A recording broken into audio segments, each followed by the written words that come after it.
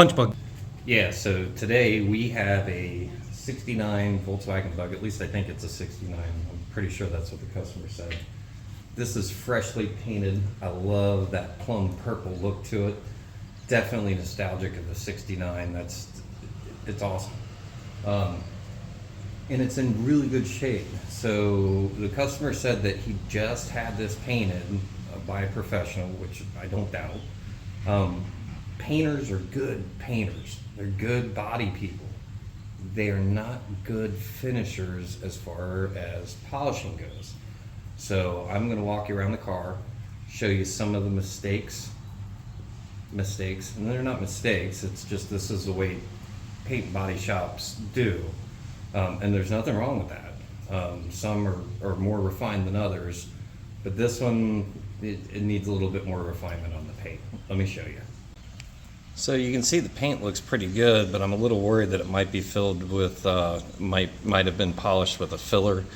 But more than anything, when you get down here close to the bottom of the fender, you can see clear haze marks.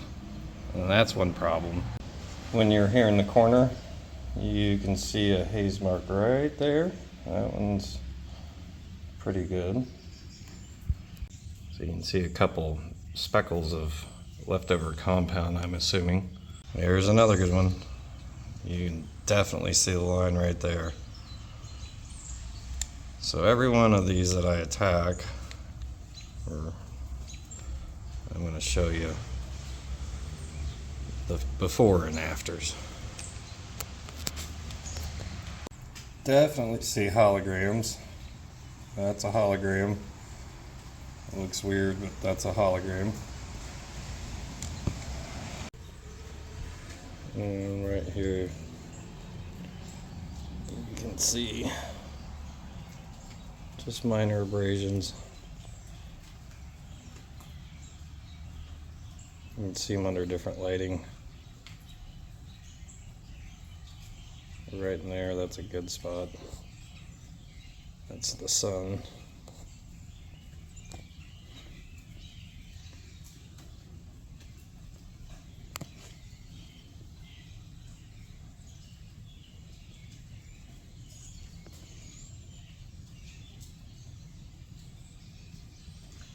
You kind of see where they stopped under the taillight there. That's a good one.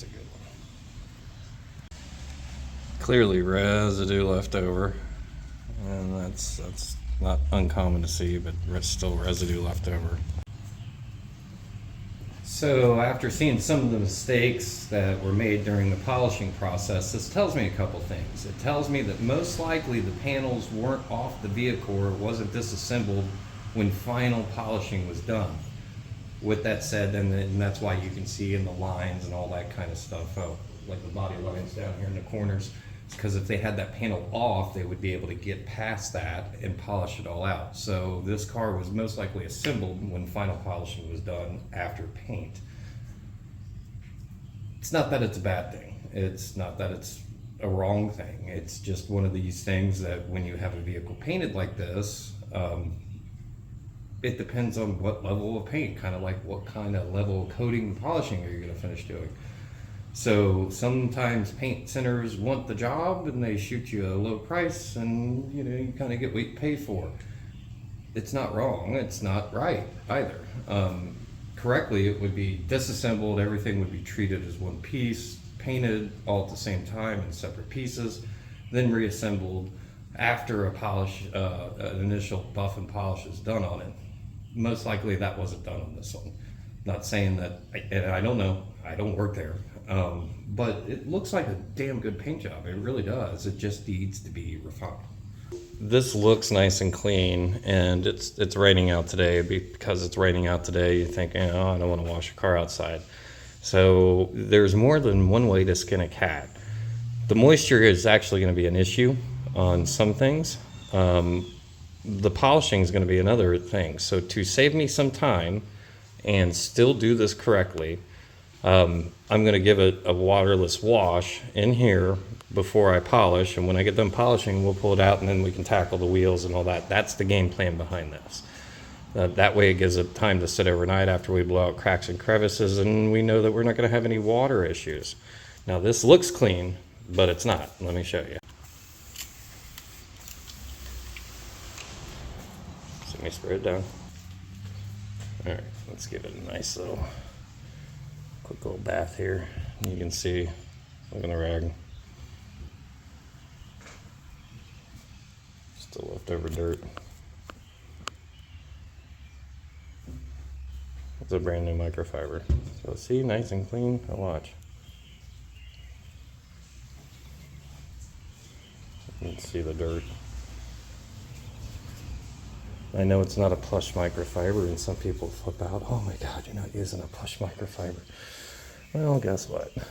We're going to be polishing it anyway, so any micro abrasions I get in it, I'm going to get it out during the polishing process anyhow. So after the initial waterless wash I just did, so this gives me the ability to polish and make sure I don't have any dirt and residue on it.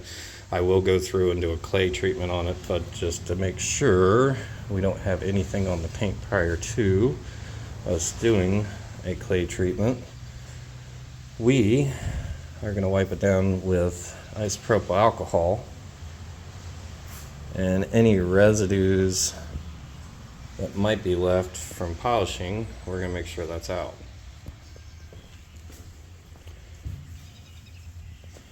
Now it seems kind of stupid because you're going, hey, you haven't even washed it yet. What about the clay treatment? So I am not so much worried about the clay treatment. I'm more worried about getting off any type of residues from prior polishes.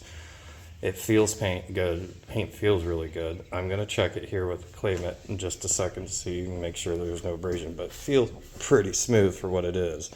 But we're going to get it to the point to where it's even better. All right, so good and clean microfiber, clay mitt. I got some detailing spray up there. Yeah, it feels smooth. Just to make sure. And again, this is one of those residue things, so if there is any residue, it's going to be pulled off with this. I could do an iron remover, but this is kind of pointless for an iron remover, just for the mere fact that if there is any iron left in that paint, we're going to yank it out during the polishing process anyhow. So it's kind of redundant and kind of dumb to do because it's new paint, most likely not an issue. I've seen this many a time before, obviously, and it's not a problem. Just to start from where you're at and go for gold. So let's see if we can't show a stark difference between left side and right side. Okay. Left side, right side, I'm kind of glad that light's there. Left side, ooh, I see a little marring. There, I don't know if you guys can see that or not. There's some marring right there. There it is. Let's see it right in there. It's right in that area. I don't know if you guys can see that or not. Oh, yeah, maybe a little bit. Okay, so I'm going to polish this side and we'll do a match comparison. Clearly I'm too young and dashing to remember the 60s, but every time I see one of these cars, it just brings me back to California summer. So let's play a little music to match that.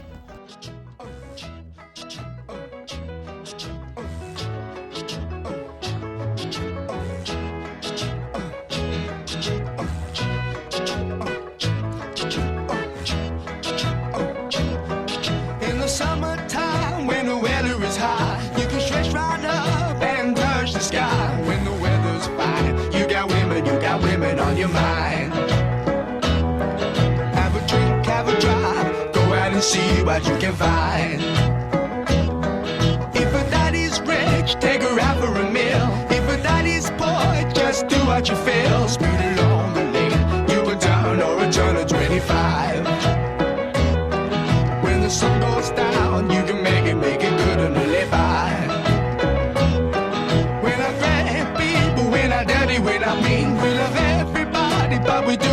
please. When the weather's fine, we go fishing or go sailing in the sea.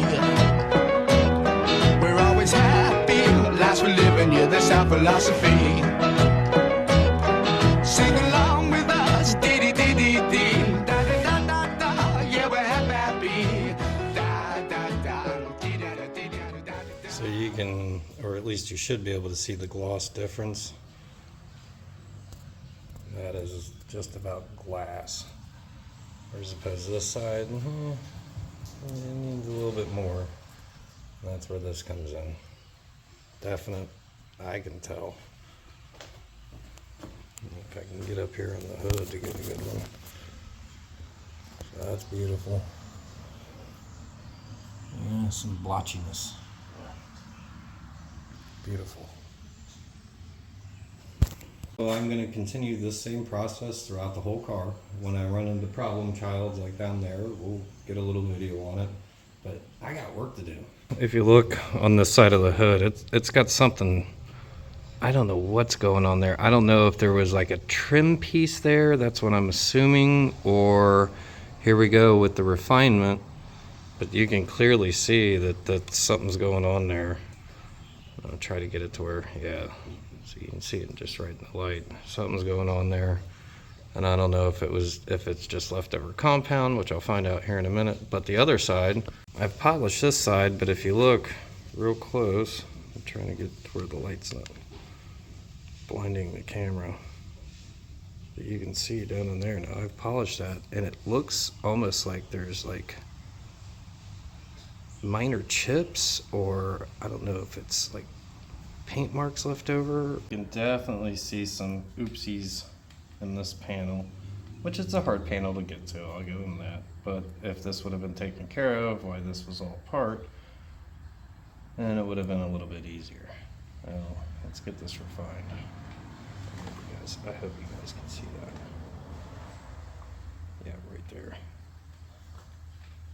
Right in there. Okay, let's get this smitten.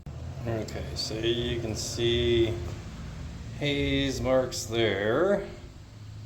But we're done with this panel and looking pretty good. So hard to get this stuff on